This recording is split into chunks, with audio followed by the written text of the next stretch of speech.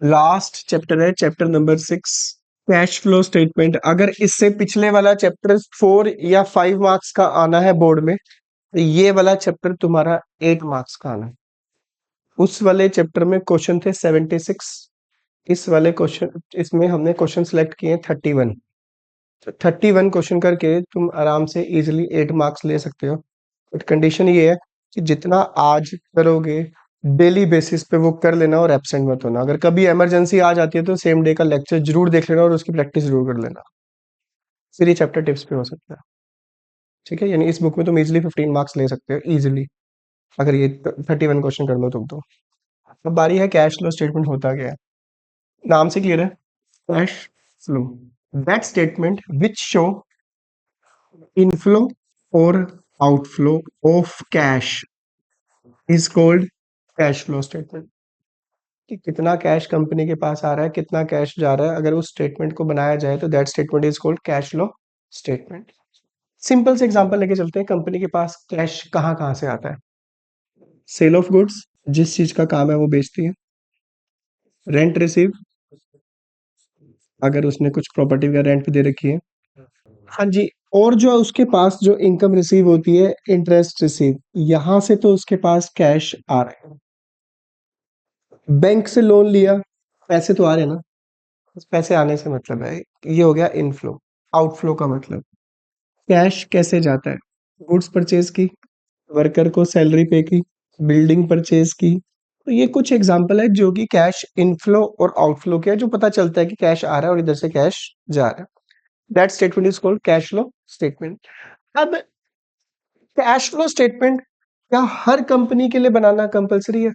उससे भी पहले कंपनी की कैश फ्लो स्टेटमेंट को 3 पार्ट्स में कैटेगराइज किया गया। फर्स्ट, ऑपरेटिंग, ऑपरेटिंग एक्टिविटी, चाहे वो कैश इनफ्लो हो चाहे वो कैश आउटफ्लो। ऑपरेटिंग का मतलब जिस चीज का कंपनी का मेन बिजनेस है, जो उसके रूटीन नेचर का काम है, उससे रिलेटेड अगर कैश आ रहा है या उससे रिलेटेड अगर कैश जा रहा है तो वो ऑपरेटिंग एक्टिविटी का पार्ट है। Second activity, investing activity. Name से ही क्लियर है, कंपनी पैसा इन्वेस्ट कर रही है फिक्स्ड एसेट्स के ऊपर। किसके ऊपर?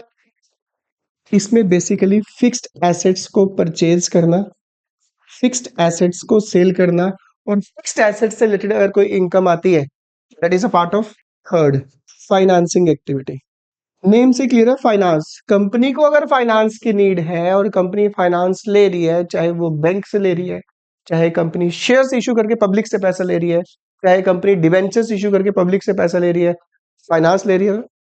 फाइनेंस के बाद कंपनी के पास पैसा सफिशिएंट आ जाता है, फिर फाइनेंस की पेमेंट भी कर देती है, डिवेंचर्स होल्डर के पैसे वापस कर देती है, बैंक लोन के पैसे वापस कर देती है, बैंक लोन के ऊपर इंटरेस्ट पे कर रही है। तो बेसिकली रिलेटेड टू फाइनेंस, चाहे वो कैश आ रहा है चाहे वो कैश जा रहा है, that is a part of, basically it is related to finance. जैसे कि मैंने कुछ एग्जांपल भी लिखे हैं ऊपर, हो सकता है ये सारे इन तीनों से रिलेटेड हो।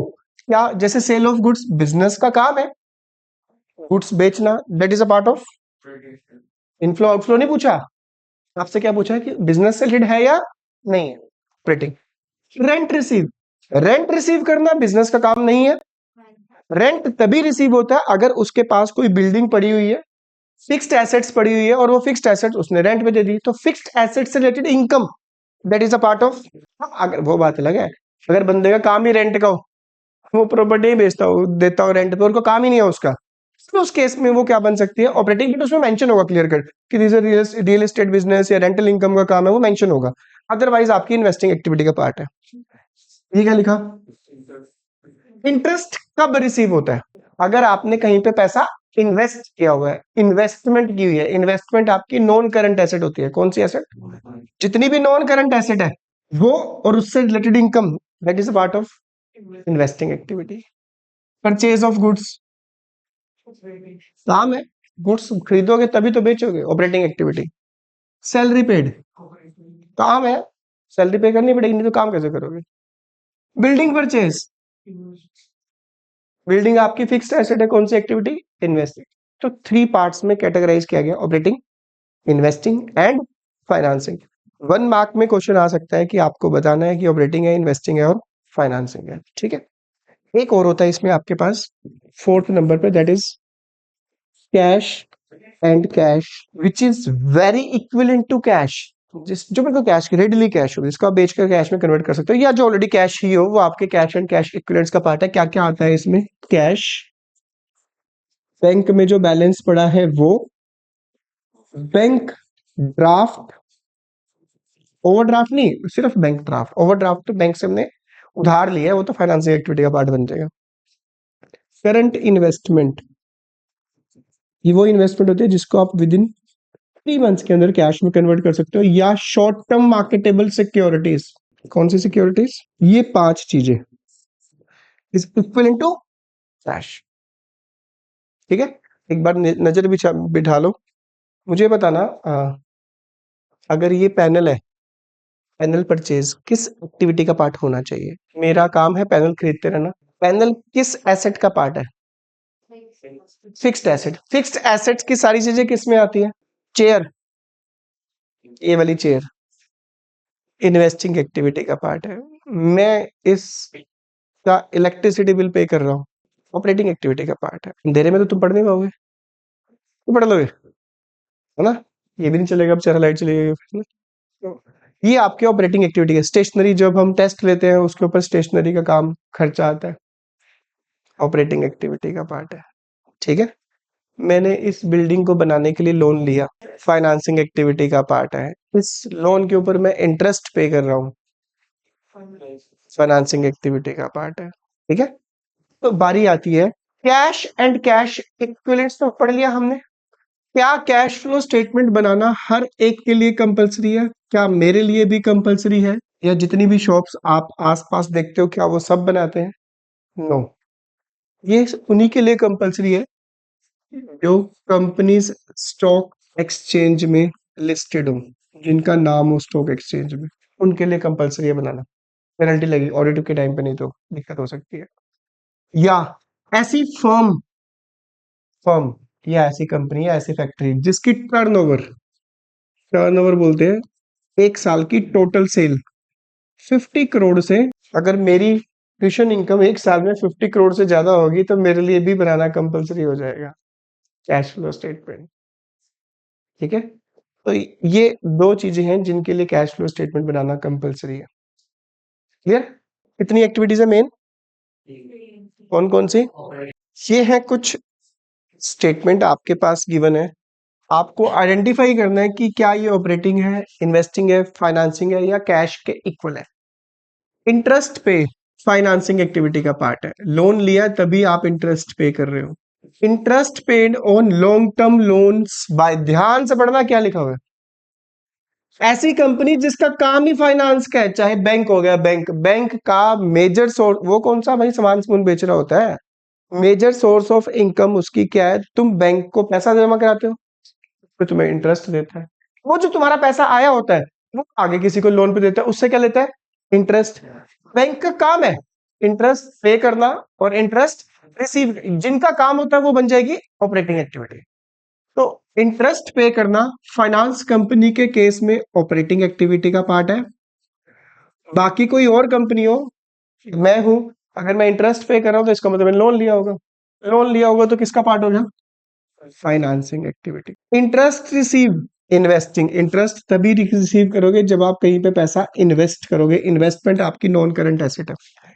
Interest receive on investment by bank. Bank का काम क्या होता है? बैंक की मेन सोर्स ऑफ इनकम क्या है? इंटरेस्ट रिसीव करना, ये उसका काम है यार, मेजर सोर्स ऑफ पार्ट है, डेली बेसिस पे उसकी रेवेन्यू का मेन पार्ट है। ये किसका पार्ट बन जाएगा उसका?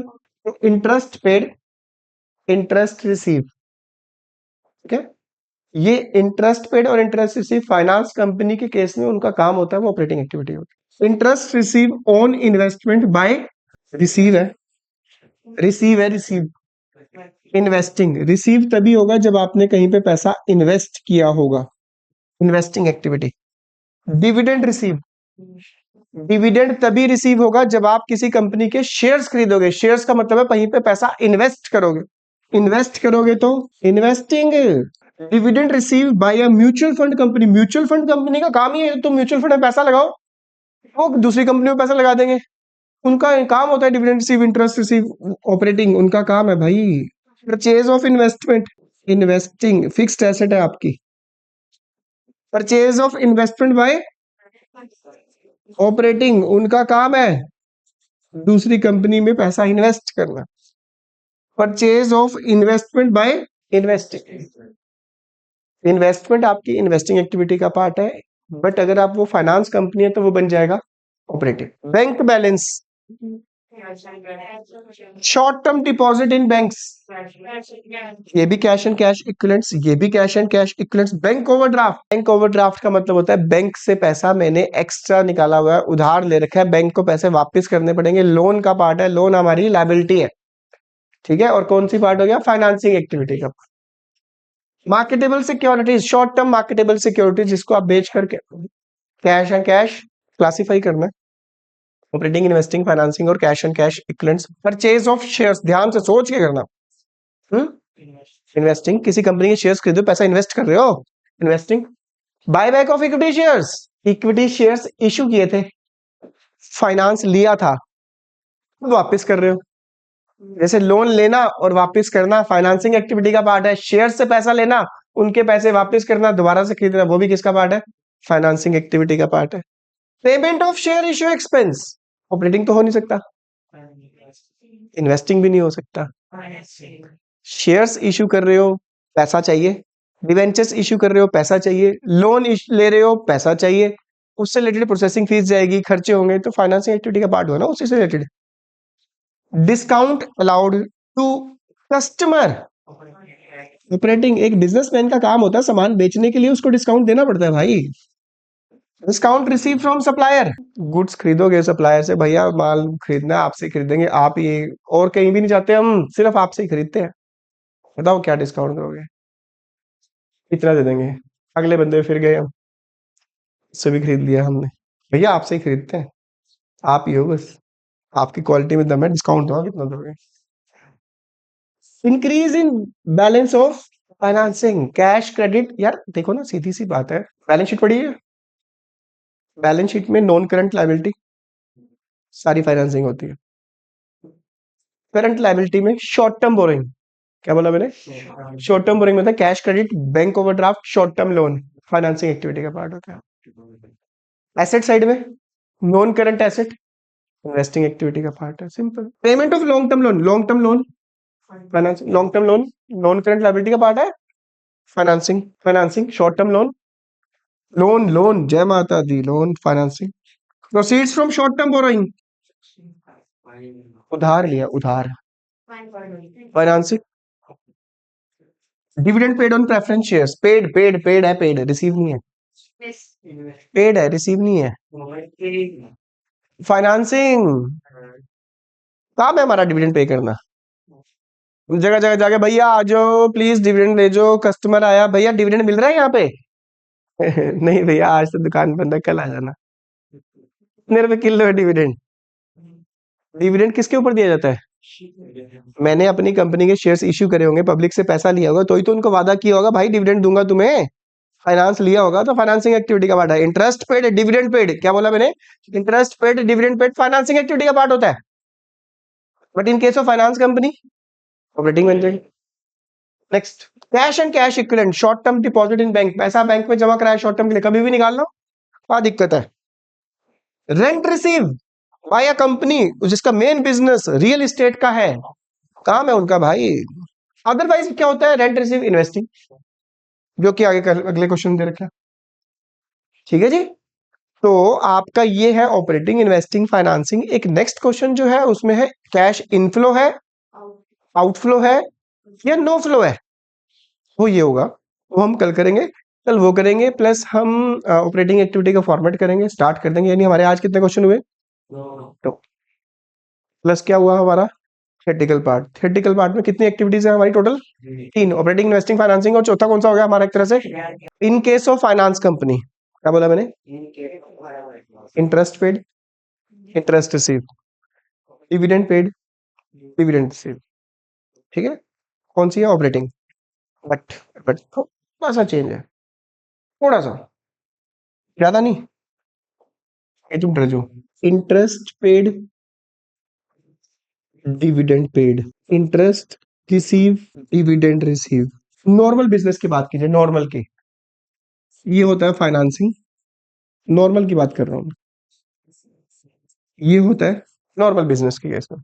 ये हो गया नॉर्मल। दूसरा हो गया एबनॉर्मल। नॉर्मल नहीं मतलब फाइनेंस कंपनी के केस में, फाइनेंस कंपनी के केस में एक, दो, तीन, ये तीनों, इनका काम होता है ऑपरेटिंग। क्या काम है? क्या क्या बोला मैंने? Interest paid, interest receive, dividend, ये इनका काम है। बट बैंक भी ना, बैंक, चाहे बैंक हो चाहे कोई फाइनेंशियल कंपनी हो, उनको भी पैसों की जरूरत होती है। चेक कर लेना बेशक आज ऑनलाइन, एचडीएफसी बैंक, एसबीआई का शेयर प्राइस है या नहीं। क्यों ही शेयर इशू करता है बैंक? जब वो पब्लिक से पैसा ले ही लेता है, फिर क्यों उसे पैसे की जरूरत? पैसे की कमी है क्या उसके पास? फिर क्यों इशू कर रहा है? तो बैंक फाइनेंशियल कंपनी को भी एक्स्ट्रा फाइनेंस चाहिए होता है, उसके लिए वो क्या इशू करते हैं? शेयर्स। शेयर्स उनके फाइनेंस लेने का पार्ट है, जो कि पब्लिक से वापस नहीं करना उनको। सिर्फ और सिर्फ शेयर्स की बात कर रहा हूं मैं। किसकी बात कर रहा हूं? उसके ऊपर क्या पे करना पड़ेगा? डिविडेंड। क्या पे करना पड़ेगा? Dividend paid. चाहे वो फाइनेंस कंपनी हो चाहे वो नॉन फाइनेंस कंपनी हो, दोनों ही केसेस में किसका पार्ट है? फाइनेंसिंग एक्टिविटी का पार्ट। बाकी इन तीन में कोई दिक्कत नहीं है, तीन में बिल्कुल दिक्कत नहीं है। एक, दो, तीन, ये तीनों ही किसका पार्ट होता है? Operating activity. सिर्फ और सिर्फ ये याद रखना, dividend paid in case of finance company हो चाहे नॉन फाइनेंस कंपनी हो, दोनों ही केसेस में फाइनेंसिंग एक्टिविटी का। तो आई होप सो कि इतना टॉपिक तुम घर जाके पढ़ोगे, ताकि कल वाले चैप्टर में जब ये चीजें दोबारा से आए या कल वाले टॉपिक में तुम्हें दिक्कत ना हो, परेशानी ना हो।